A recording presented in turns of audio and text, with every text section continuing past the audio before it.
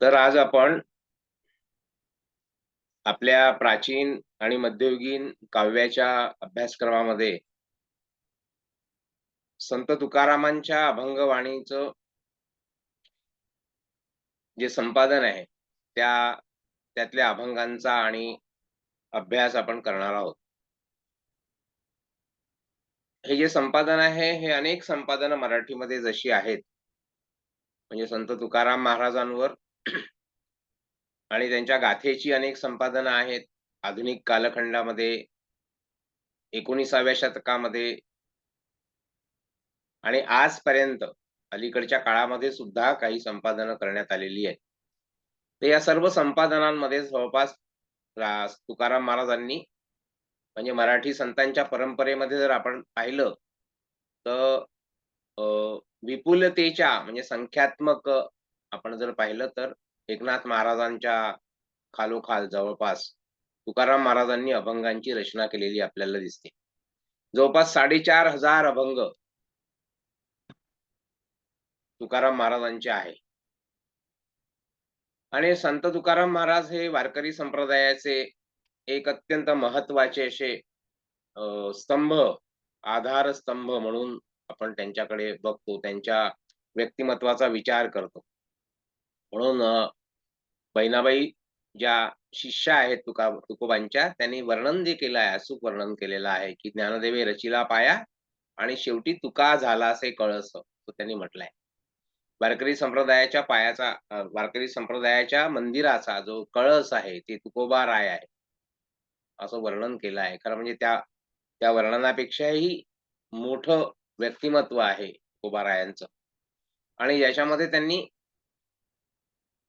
वारकरी संप्रदायाची जी संस्कृती किंवा एक जी महाराष्ट्रीय संस्कृती, एक जीवनमूल्यांची एक व्यवस्था, एक समाज धारणा करण्यासाठी जी जीवनमूल्य संतांनी आपल्या मराठी भूमीला आणि भारतीय माणसाला दिली, त्या जीवनमूल्यांमध्ये एक मोठा वाटा, त्याची एक व्यवस्था करण्याचा वाटा तुकोबांच्या अभंगवाणीमध्ये आपल्याला दिसतो.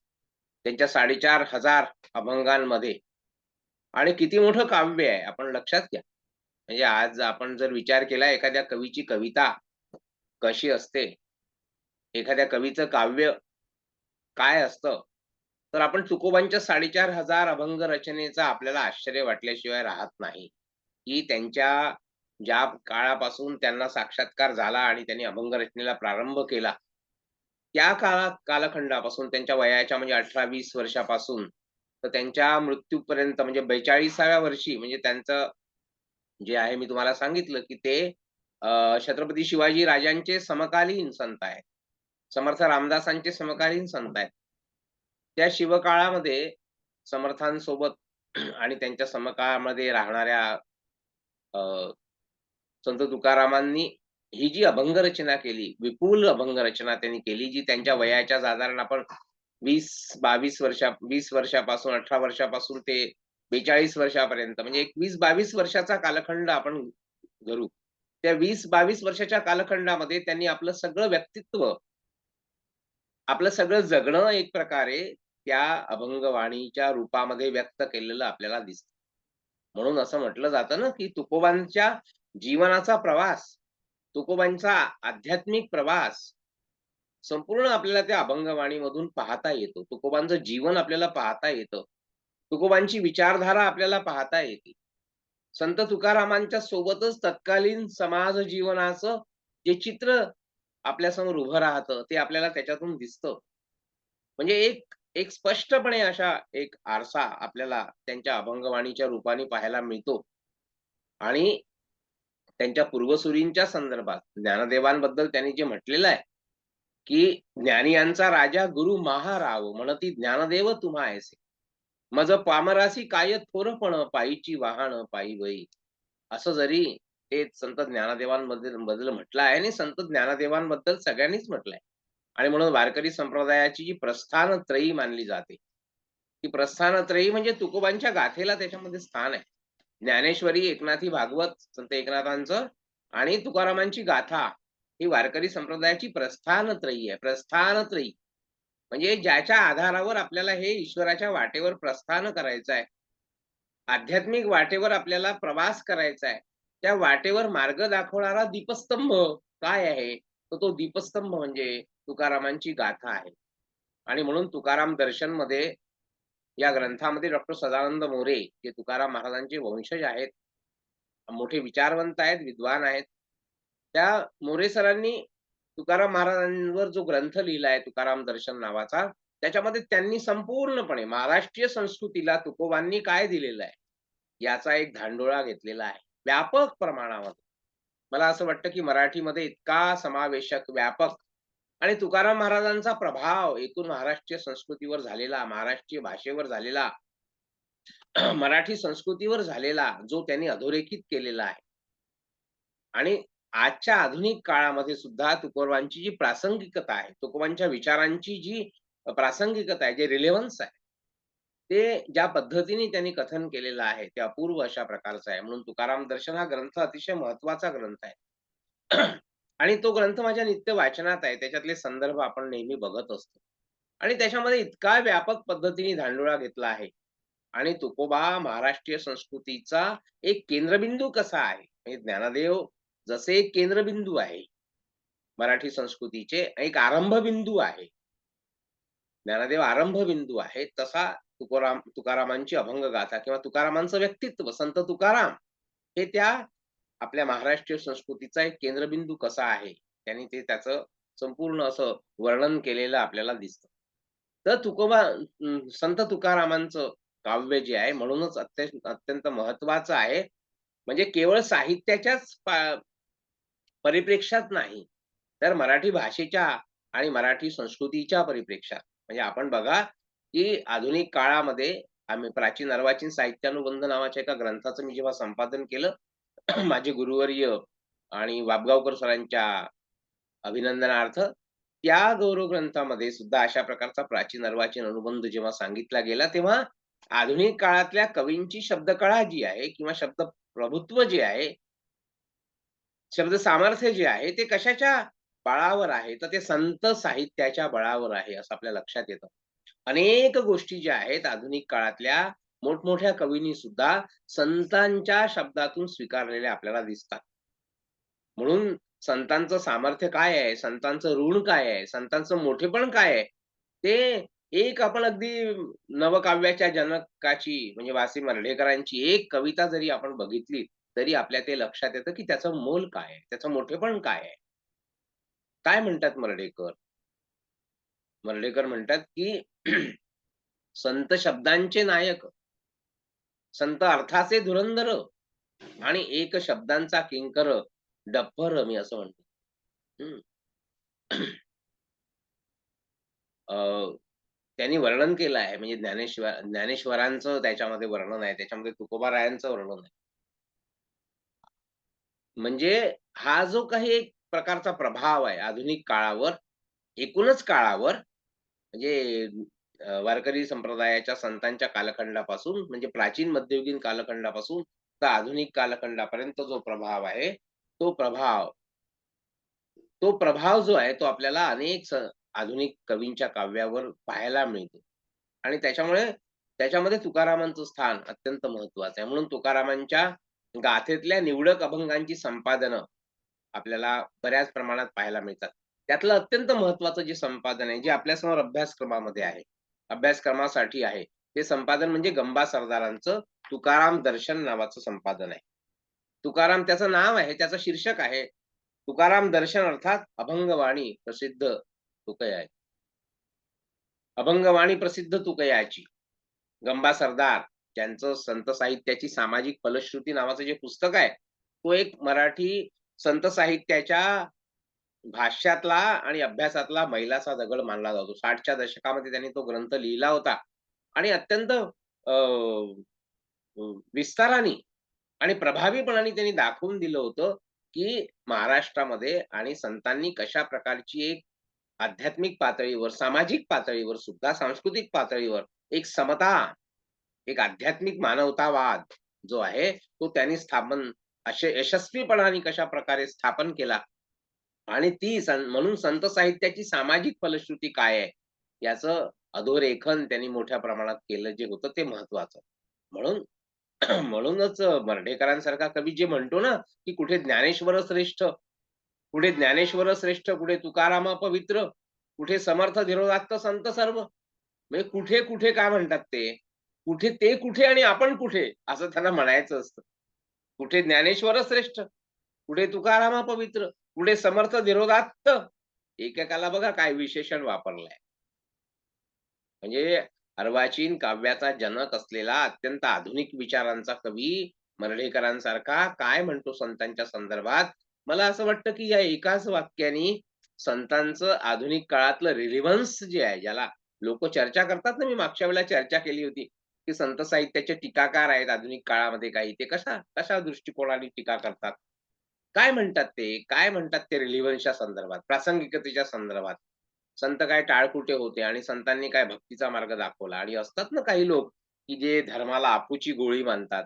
धर्माला किंवा एक आध्यात्मिक आणि श्रद्धेला आणि अशा पद्धतीने हेय दृष्टीने बघतात. ते संकुचित दृष्टीने बघतात. श्रद्धेला आणि निष्ठेला संकुचित दृष्टीने बघतात. त्याला कुठेतरी काहीतरी पुराणपंथी आणि जुनाट गोष्टी म्हणून त्याच्याकडे बघतात.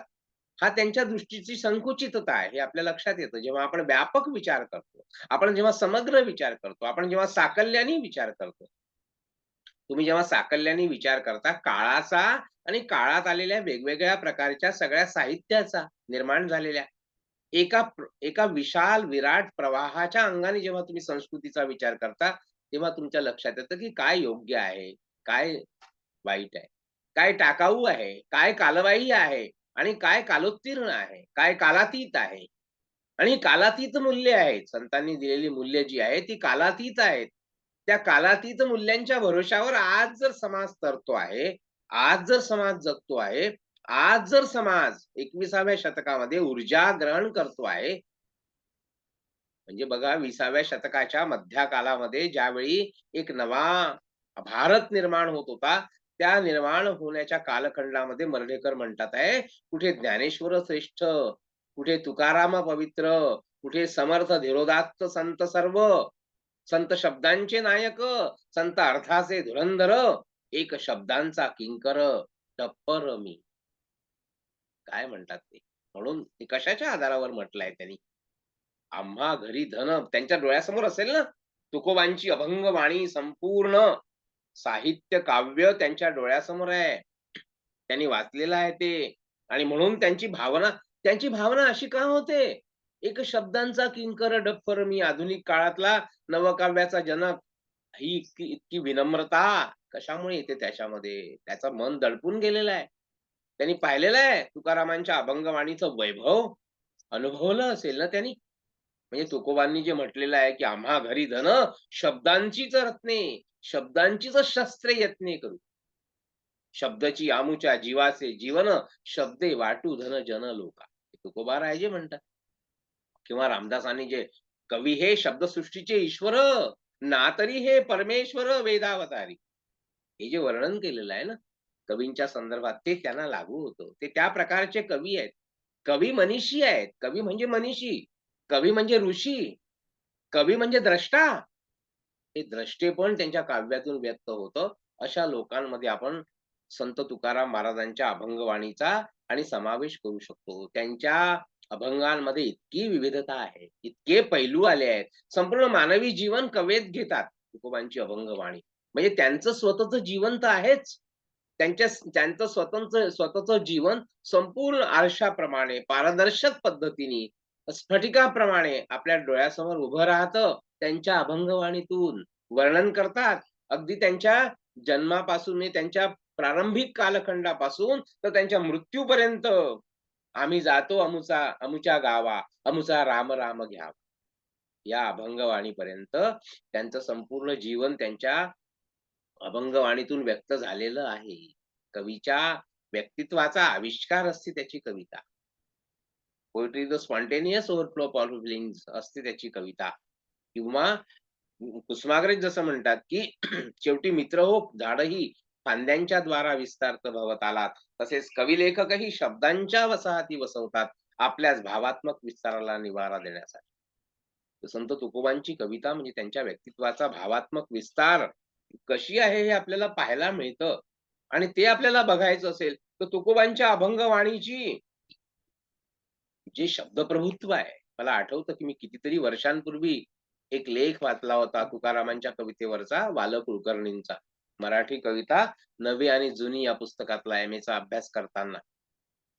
तुकारामांच्या कवितेचं शब्द सामर्थ्य, तुकारामांच्या कवितेतली प्रतिमासृष्टी, तुकारामांच्या कवितेतली भावकाव्यात्मता, म्हणजे एक आधुनिक कविता म्हणून सुद्धा तुकारामांची कविता, आधुनिक कविता म्हणून सुद्धा संतांच्या काव्याकडे आपण जेव्हा पाहतो, ज्ञानदेवांच्या शब्दकळेकडे आपण पाहतो, तेव्हा आपण अचंबित होतो. तेव्हा आपण दिग्मूढ होतो. तेव्हा आपल्याला आश्चर्यचकित होतो आपण. आणि त्यांच्या त्या शब्दकळेचं ऋण सगळ्या मराठी भाषेचं शब्द सामर्थ्यच संतांच्या शब्द सामर्थ्यामध्ये एकवटलेलं आहे. असं आपल्याला जे जाणवतं ते काही खोटं नाहीये. आपण जर वाचा त्यांची गाथा. आता आपण अभंग वाचू ना, तेव्हा तुमच्या लक्षात येईल. मला असं वाटतं हे नुसते अभंग जरी वाचले ना, तरी त्यांच्या काव्याची वैशिष्ट्य काय आहेत, ते वेगळं सांगायची गरज पडत नाही आपल्याला. त्यांच्या काव्याचं सामर्थ्य कशामध्ये आहे? त्यांचं वाङ्मयीन सामर्थ्य कशामध्ये आहे? त्यांच्या काव्यातलं वाङ्मयीन सामर्थ्य काय आहे? शब्दकळा काय आहे? प्रतिमासृष्टी काय आहे? प्रतीक काय आहे? रूपक काय आहे? अलंकार काय आहेत? हं. हे सगळं जे बाह्य सामर्थ्य आहे त्यांच्या काव्याचं आणि त्यांच्या अंतरंग सामर्थ्य काय आहे? त्यांच्या काव्यातला समाजाविषयीचा कळवळा कसा आहे? "ऐसी कळवळ्याची जाती करी लाभावी प्रीती" असं का म्हणतात ते? तर हा जो कळवळा आहे त्यांच्या काव्यातला तो कसा आहे?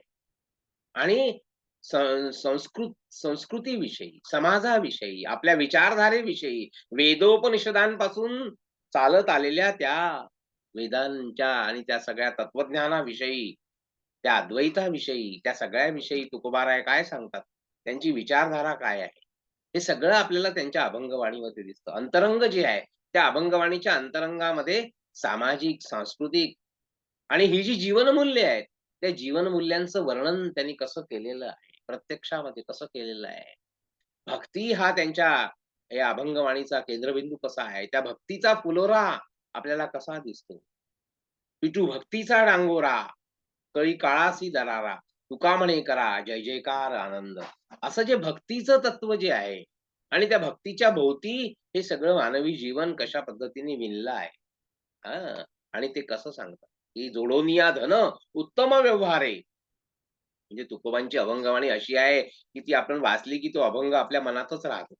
आणि तो अभंग सतत आपल्याला जीवनामध्ये कुठेतरी भेटत राहतो, दिसत राहतो, मार्ग दाखवत राहतो. "जोडोनिया धन" आजच्याही माणसाला मार्ग दाखवतो. "जोडोनिया धन उत्तम व्यवहारे, उदास विचारे वेच करी. उत्तमची गती तो एक पावेल, उत्तम भोगील जीव खाणी." असं तुकोबाराय म्हणतात. आणि ह्या सगळ्या ह्याच्यामध्ये "जे का रंजले गांजले, त्यासी म्हणे जो आपुले. तोची साधू ओळखावा, तेव तेथेची जाणावा. मृदू सबाह्य नवनीत ऐसे म्हणजे संतांची व्याख्याच त्यांनी करून टाकलेली आहे. साधूची व्याख्या त्यांनी केलेली आहे. साधू कसा असतो? संत कसा असतो?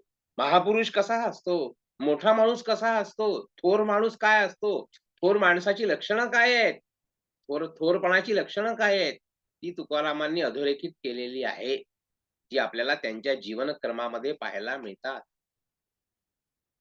मृदू सबाह्य नवनीत ऐसे सज्जनांचे चित्त, ज्यासी अपंगिता नाही, ज्याला कोणीही जवळ घेणारा नाही, अपंगणारा नाही. ज्यासी अपंगिता नाही, त्यासी धरी जो हृदय. असं तुकोबाराय जे म्हणतात ते महत्वाचं आहे.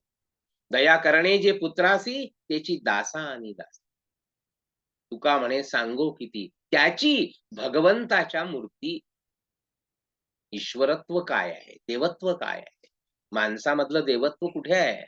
कोणत्या गुणांमध्ये आहे? कोणत्या जीवनमूल्यांमध्ये आहे? कोणत्या तत्वांमध्ये आहे?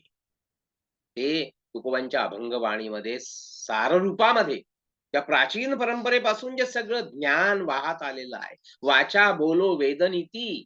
तुकोबाराय काय म्हणतात? वाचा बोलो वेदनीती असं म्हणतात तुकोबाराय. वेदांचा तो अर्थ आम्हासीच ठावा. असं म्हणतात तुकोबाराय. वेदांचा तो अर्थ आम्हासीच ठावा, एरांनी वाहावा भार माथा.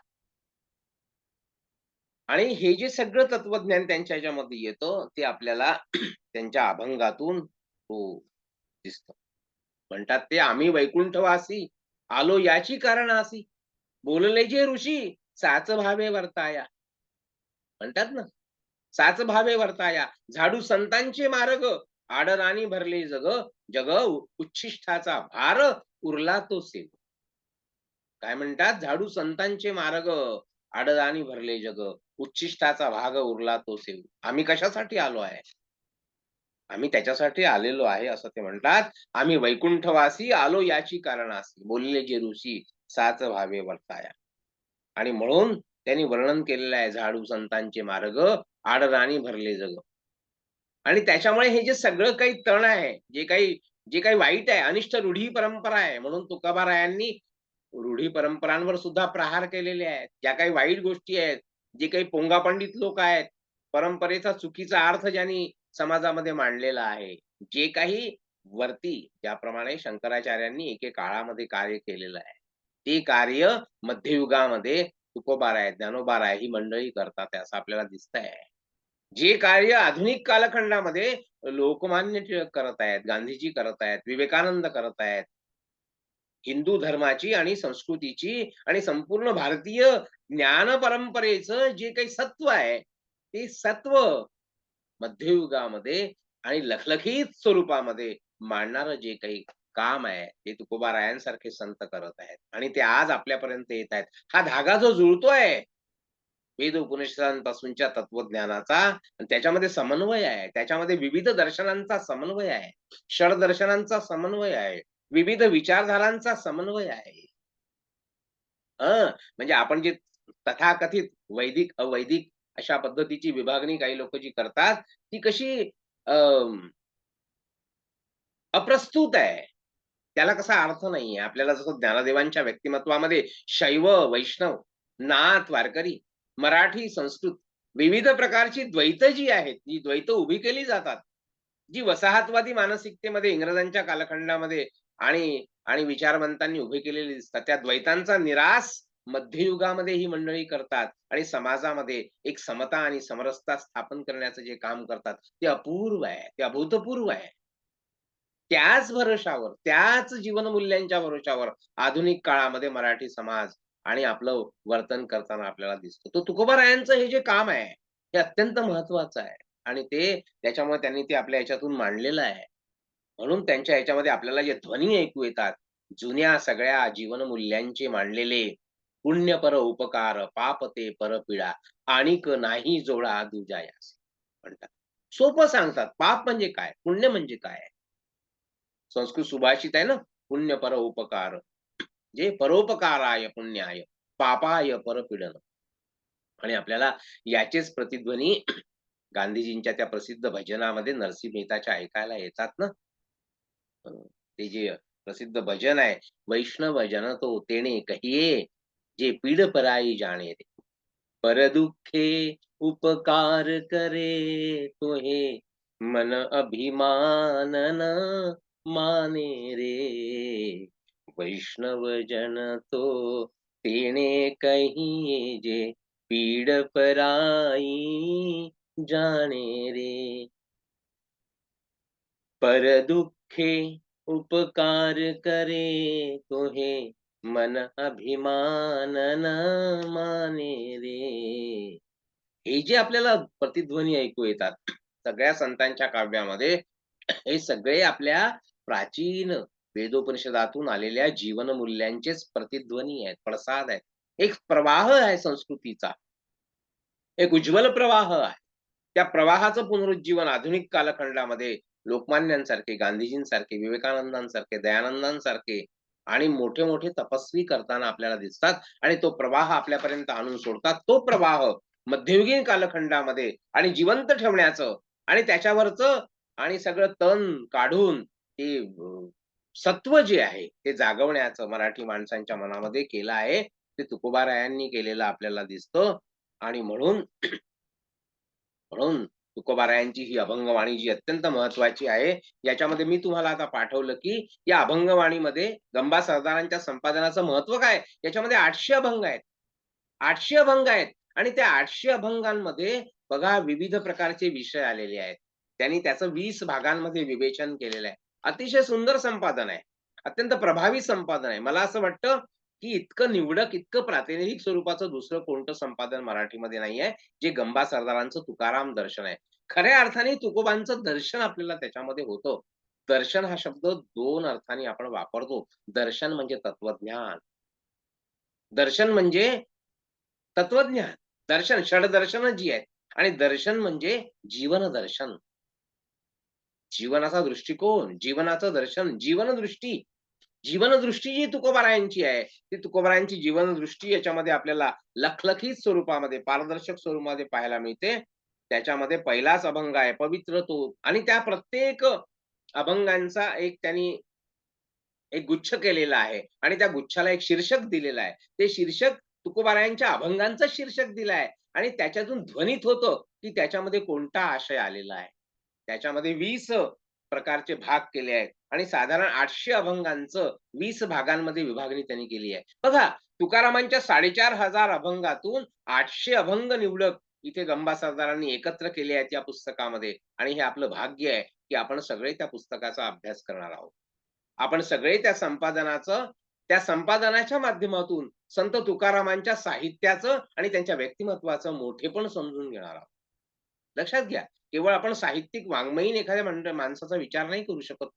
त्याच्यामध्ये त्याचं जे व्यक्तित्व आहे, त्याचं जे संतत्व आहे आणि वारकरी संप्रदायामध्ये आणि एकूण महाराष्ट्रीय संस्कृतीमध्ये तुकोबारायांचं स्थान आहे, ते पण आपण समजून घेतो आणि आजच्या काळामध्ये ते किती प्रासंगिक आहे.